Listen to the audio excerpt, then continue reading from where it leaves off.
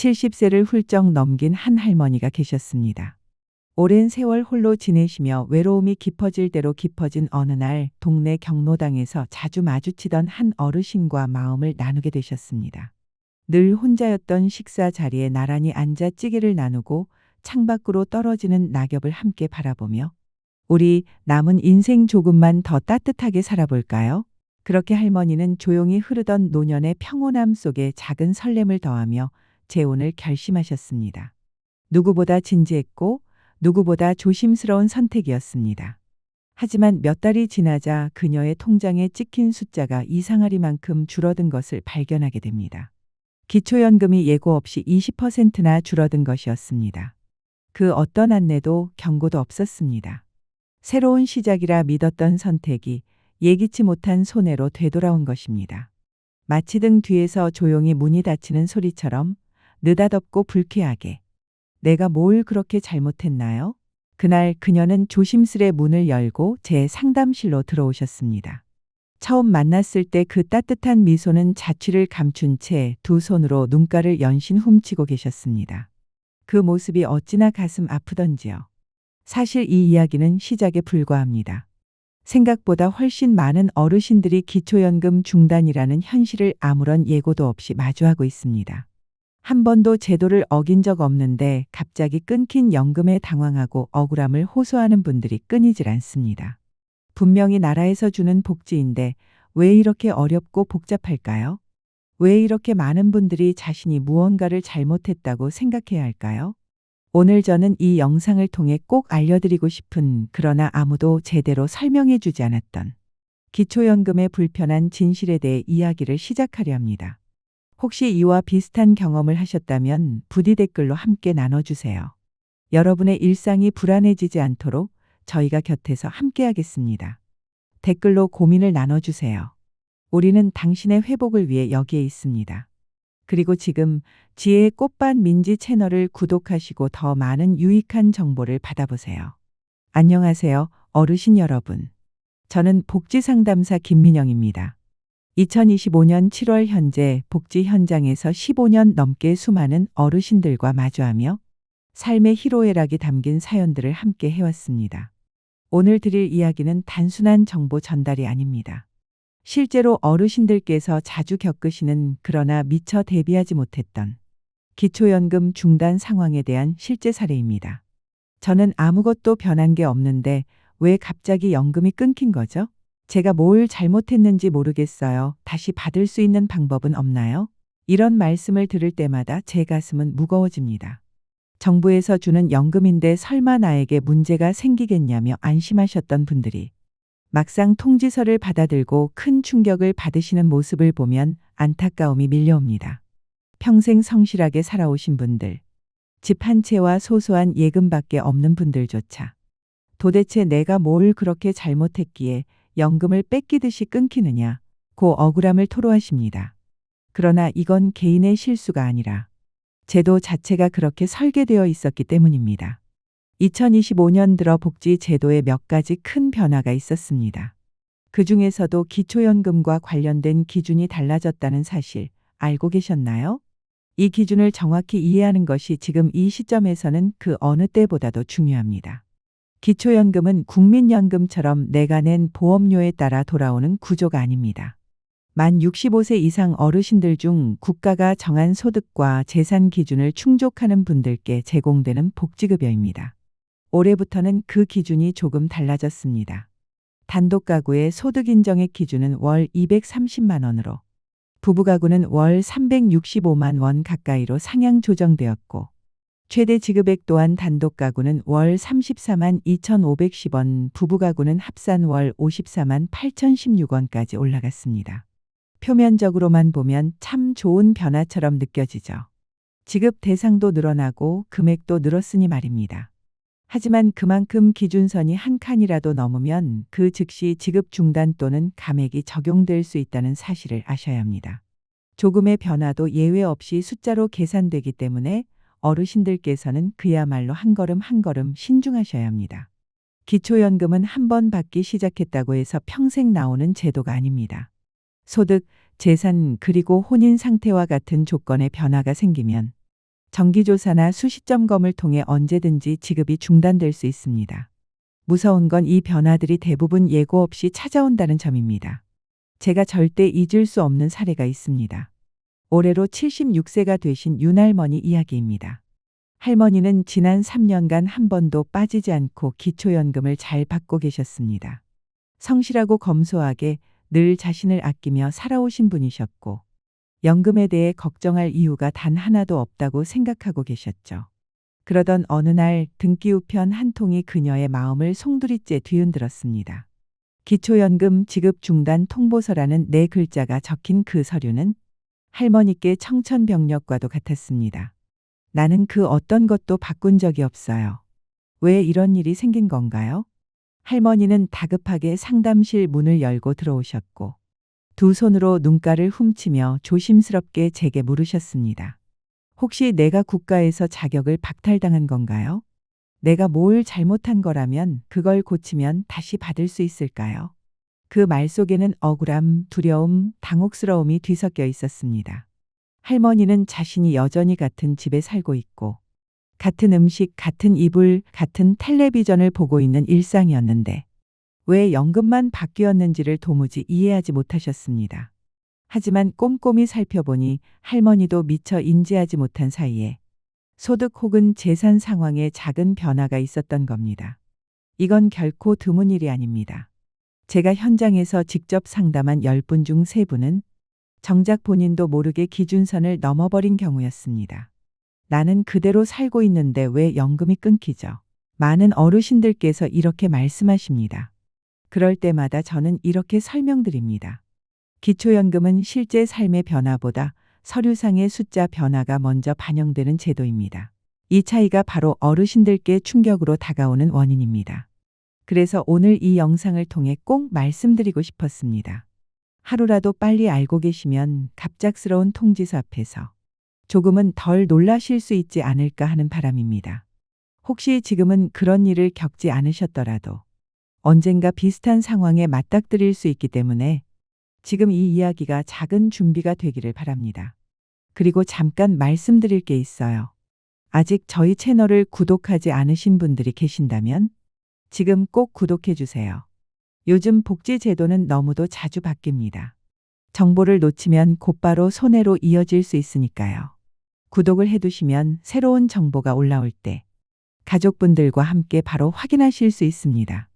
이 영상이 도움이 되셨다면 좋아요도 잊지 마시고 눌러주세요. 이런 정보는 놓치는 순간 기회도 함께 사라질 수 있습니다. 그럼 이제 본격적으로 말씀드리겠습니다. 오늘 제가 설명드릴 기초연금 중단의 3가지 주요 이유는 책에 쓰인 이론이 아니라 실제 상담 현장에서 반복해서 마주친 어르신들의 현실 이야기입니다. 그리고 이 이야기는 어르신 본인뿐 아니라 자녀 세대에게도 크고 작은 영향을 끼칠 수 있는 중요한 문제이기도 합니다. 기초연금이 중단되는 가장 흔한 이유는 소득 인정의 기준 초과이다. 2025년 기준으로 단독 가구는 월 228만 원, 부부 가구는 월 364만 8천 원을 초과할 경우 수급 자격이 중단되거나 감액될 수 있다. 많은 어르신들이 소득 인정액을 단순히 월급이나 연금으로 이해하시지만 실제로는 근로소득, 사업소득, 연금소득은 물론이고 예금의 이자, 부동산과 같은 일반 재산까지도 일정한 비율로 소득으로 환산에 포함된다.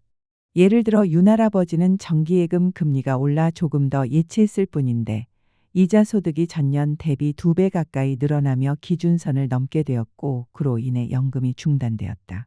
본인은 은퇴 이후 수입이 없다고 느끼셨지만 제도는 서류상의 숫자를 기준으로 판단했다. 또 다른 사례로는 이 할머니가 거주 중인 단독주택이 재개발 대상지로 지정되며 공시가격이 2억 원 넘게 상승했다. 팔 계획도 실제 소득도 없었지만 오른 집값 자체가 재산소득으로 간주되며 연금 수급 기준을 초과한 것이다. 요즘은 집값이나 예금처럼 현금화되지 않은 자산가치도 직접적인 변수로 작용한다. 이렇듯 실제 생활은 변하지 않았더라도 통장에 찍힌 이자나 집값 같은 수치가 바뀌면 연금이 줄거나 끊길 수 있다. 많은 어르신들이 난 똑같이 살고 있는데 왜 연금이 줄었느냐? 고 물으시지만 제도는 감정이 아닌 숫자로 반응하는 구조이다. 또한 보험 만기금, 자녀의 송금, 일시적 부동산 매각대금 등은 모두 소득 인정액에 포함될 수 있으므로 자산의 변동이 생기기 전 반드시 주민센터나 연금공단의 사전 상담을 받아야 한다. 이 정도는 괜찮겠지 라는 판단은 예기치 않은 손해로 이어질 수 있다. 기초연금은 매년 4월과 10월 정기조사를 시행하며 금융재산 변화가 있을 경우 수시조사 대상이 될 수도 있다. 아무런 예고 없이 통지서를 받지 않기 위해선 사전 점검이 가장 확실한 방법이다. 결과적으로 국민연금에서 늘어난 금액보다 기초연금에서 감액된 금액이 더 많아져 전체 수령액이 오히려 줄어드는 안타까운 상황이 종종 발생합니다.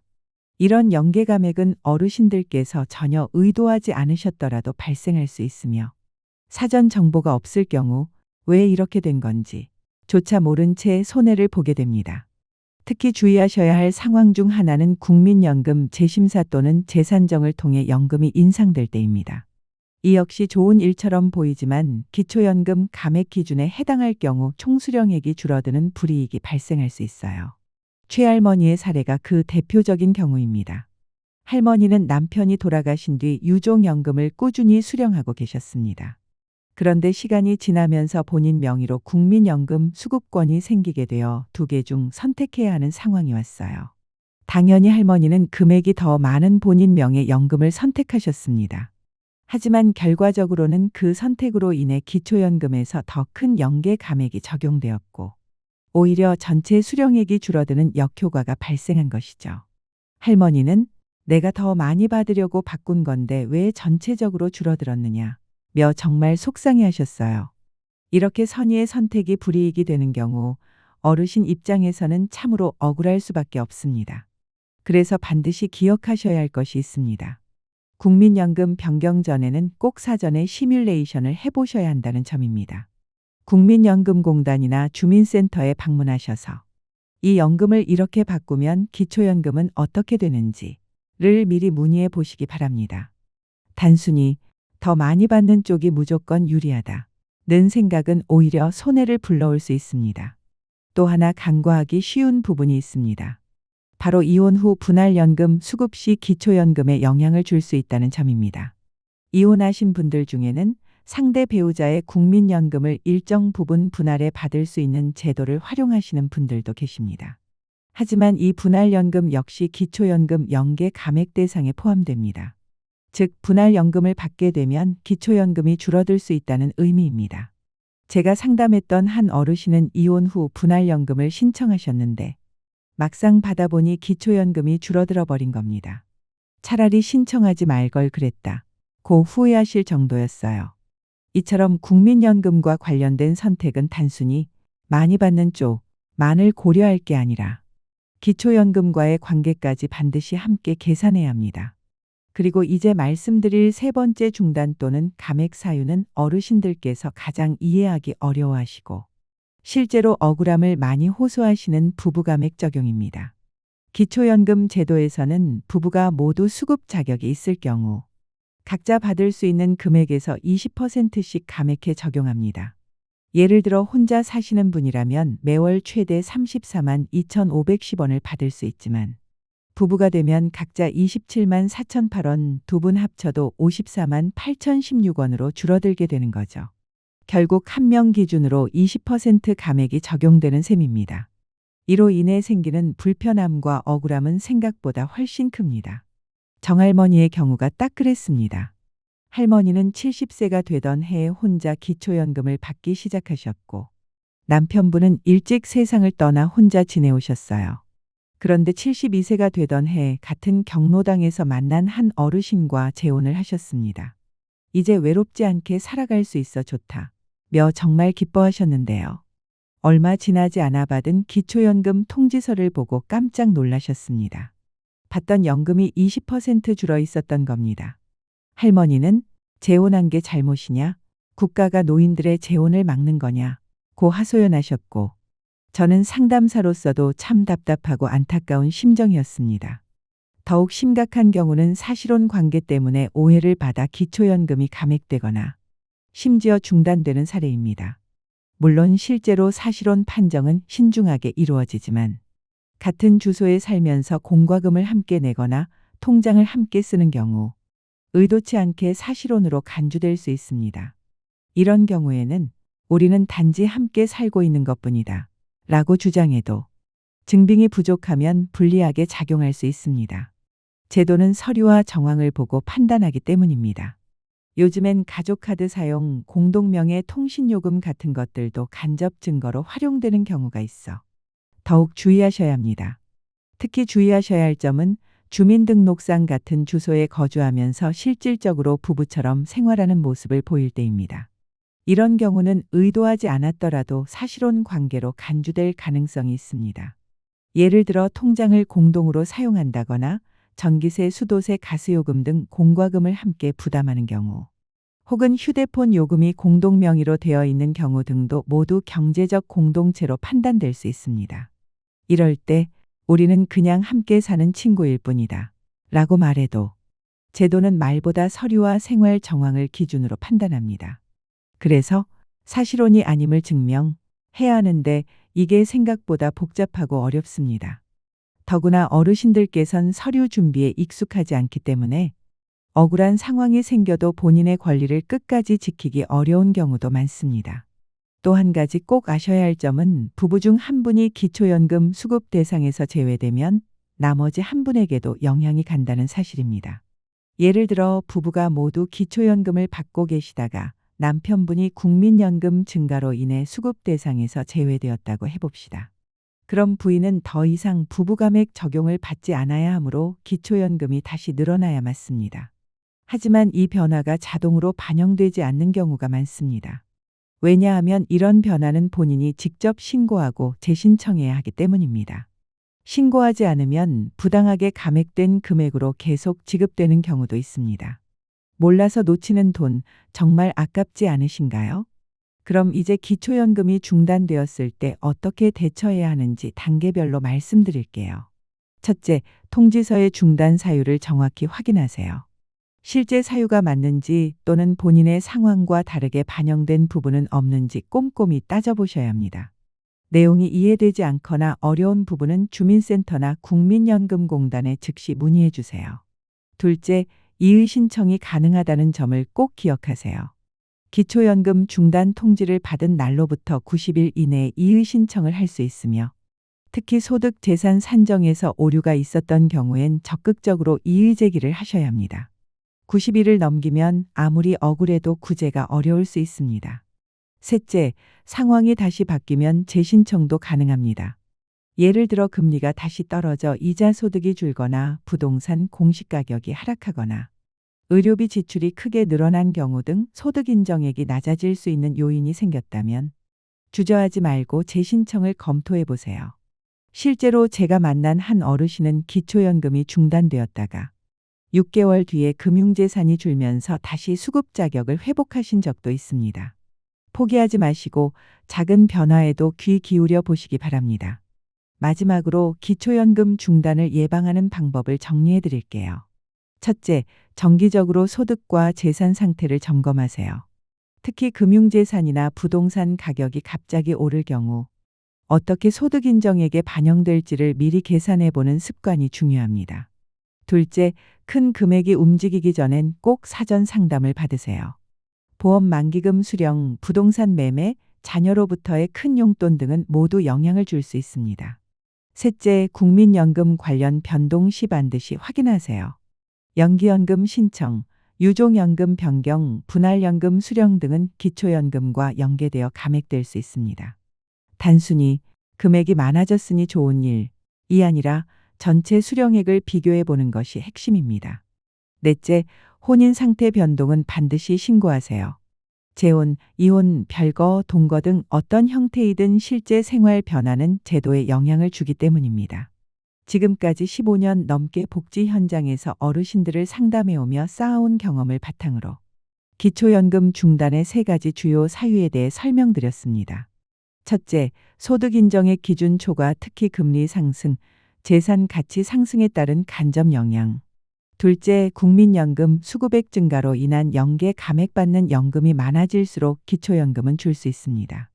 셋째, 부부감액 적용 재혼 또는 사실혼 관계로 인정될 경우 각자 20% 감액된다는 점을 꼭 기억하세요. 어르신 여러분, 기초연금은 단순한 제도가 아닙니다. 노후 생활을 지탱해주는 중요한 생계 자원입니다. 하루아침에 끊기거나 줄어들게 되면 심리적 충격은 물론 경제적으로도 큰 어려움을 겪게 됩니다. 그러니 나는 괜찮겠지 라는 생각보다는 지금부터라도 꼼꼼히 점검하고 대비하시는 것이 가장 좋은 방법입니다. 혹시 지금 받고 계신 기초연금에 대해 궁금하신 점이 있으시거나 앞으로 받을 수 있을지 미리 알아보고 싶으시다면 주저하지 마시고 가까운 주민센터나 국민연금공단을 찾아 상담 받아보세요. 또는 저처럼 복지상담사에게 직접 도움을 요청하시는 것도 좋은 선택입니다. 오늘 내용이 도움이 되셨다면 꼭 주변 어르신들과도 공유해 주세요. 정보를 아는 것만으로도 손해를 막을 수 있는 길이 열릴 수 있습니다. 복지제도는 어르신 여러분의 당연한 권리입니다. 받을 수 있는 혜택은 꼭 챙기시고 스스로의 삶을 지키는 데 주저하지 마세요. 다음 영상에서도 또 뵙겠습니다. 늘 건강하시고 편안한 하루 되시길 바랍니다. 감사합니다. 지금 이 이야기가 여러분께 도움이 되었다면 좋아요와 구독으로 채널을 응원해 주세요. 이 콘텐츠는 더 많은 분들이 꼭 알아야 할 복지 정보와 실제 사례를 전하기 위해 제작되었습니다. 여러분의 구독과 좋아요는 정확한 정보가 필요한 분들께 전달되는 데 큰 힘이 됩니다. 앞으로도 신뢰할 수 있는 정보로 찾아뵙겠습니다. 시청해 주셔서 감사합니다.